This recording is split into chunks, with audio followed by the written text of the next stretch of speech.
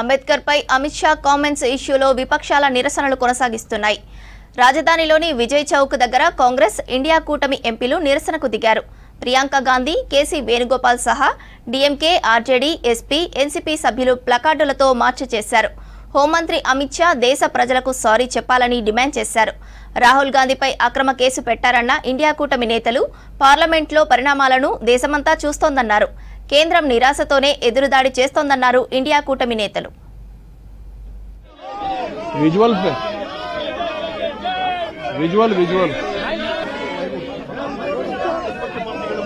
आराम से विजुअल दो यार, इतना हाथापाई क्या जरूरत है?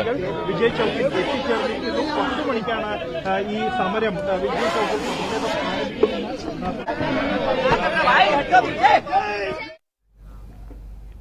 అంబేద్కర్ పై అమిత్ షా కామెంట్స్ ఇష్యూలో విపక్షాల నిరసనలు కొనసాగిస్తున్నాయి.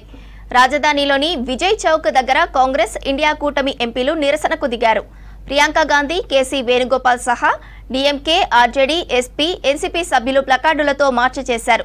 హోంమంత్రి అమిత్ షా దేశ ప్రజలకు సారీ చెప్పాలని డిమాండ్ చేశారు. రాహుల్ గాంధీపై అక్రమ కేసు పెట్టారన్న ఇండియా కూటమి నేతలు పార్లమెంట్లో పరిణామాలను దేశమంతా చూస్తోందన్నారు. కేంద్రం నిరాశతోనే ఎదురుదాడి చేస్తోందన్నారు ఇండియా కూటమి నేతలు.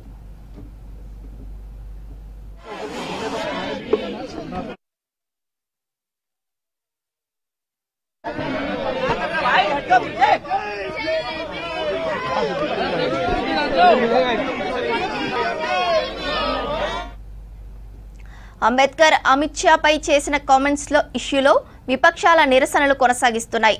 రాజధానిలోని విజయ్ చౌక్ దగ్గర కాంగ్రెస్ ఇండియా కూటమి ఎంపీలు నిరసనకు దిగారు. ప్రియాంక గాంధీ, కేసీ వేణుగోపాల్ సహా డీఎంకే, ఆర్జేడీ, ఎస్పీ, ఎన్సీపీ సభ్యులు ప్లకార్డులతో మార్చ్ చేశారు. హోంమంత్రి అమిత్ షా దేశ ప్రజలకు సారీ చెప్పాలని డిమాండ్ చేశారు.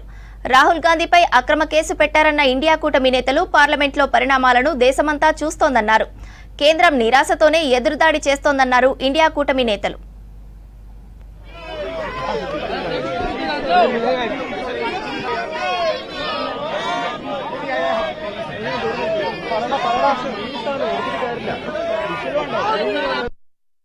పార్లమెంటు ముందు ఏదైతే మేము పీస్ఫుల్ ధర్నా చేస్తుండేనో అమిత్ షా అగేన్స్ట్, అమిత్ షా గారు అంబేద్కర్ని కించపరిచి మాట్లాడినారు, దళితులందరినీ కించపరిచి మాట్లాడారని చాలా స్పష్టంగా తెలిసినప్పటికీ కూడా ఫస్ట్ అండ్ ఫార్మోస్ట్ మీరు అందరు గమనించాలి, బీజేపీ పార్టీ వాళ్ళ టాక్టిక్స్, మైండ్ డైవర్టింగ్ టాక్టిక్స్ వాడతారు.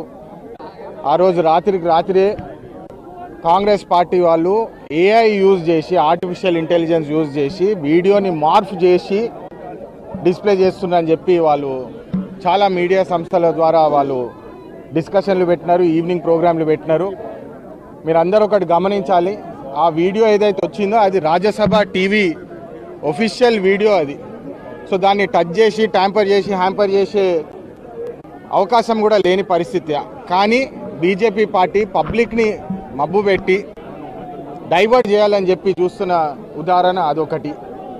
మళ్ళీ ఇంకోటి, ప్రెషర్ పెరుగుతుందని చెప్పి మోడీ గారు సడన్గా ఎప్పటి లేనిది 8 సార్లు 7 సార్లు ట్వీట్ చేసి మేము అంబేద్కర్ అంటే మేము చాలా గౌరవిస్తాము, మేము పూజలు చేసినాము, వాళ్ళ బిల్డింగ్స్ కట్టించినాము అని చెప్పి వాళ్ళు ప్రచారాలు మొదలుపెట్టినారు.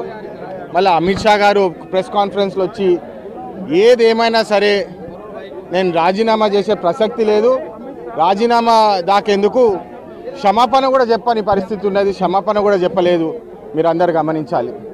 మళ్ళీ నిన్న బీజేపీ లీడర్లు అందరూ కలిసి వాళ్ళ ధర్నా ఏందో ఇప్పటికీ నాకు అర్థమవుతలేదు. వాళ్ళు దళితులని, అంబేద్కర్ని కించపరిచి మాట్లాడిన విషయం అందరికీ స్పష్టంగా తెలుస్తున్నదని గమనించి అది ఏమంటాం, అది క్రైసిస్ మేనేజ్మెంట్ చేద్దామని చెప్పి వాళ్ళు టాపిక్నే డైవర్ట్ చేయాలని చెప్పి వారు తప్పుదారిలో తీసుకుపోవాలని చెప్పి నిన్న మా ఎల్ఓపి రాహుల్ గాంధీ గారు పీస్ఫుల్ ప్రొటెస్ట్ చేసి మేము పార్లమెంట్ లోపలికి వెళ్తుంటే నేను కూడా రాహుల్ గాంధీ గారితో ఉన్నా. నిన్న వారు మా అందరినీ పుష్ చేయడం, నూకుడు మొదలుపెట్టినారు.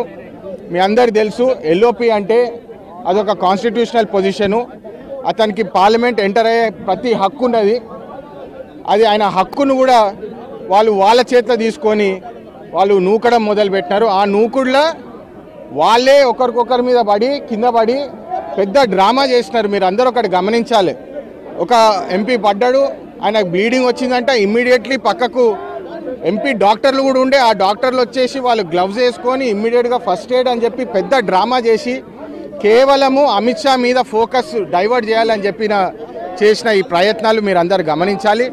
మళ్ళీ ఇంకో ముఖ్యమైన విషయం ఏంటంటే బీజేపీ వాళ్ళు కాంగ్రెస్ పార్టీనే అంబేద్కర్ని ద్రోహం చేసినారు, పాస్ట్ కథలు తీసి ఇది చేసినారు అది చేసినారు అని చెప్తున్నారు.